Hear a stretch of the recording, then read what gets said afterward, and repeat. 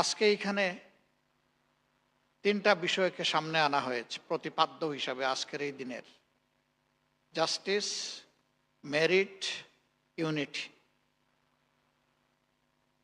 ওই দিনগুলোর রাস্তায় যারা জীবন হাতের তালুতে রেখে লড়াই করছিল, তাদের স্লোগান ছিল উই ওয়ান্ট জাস্টিস।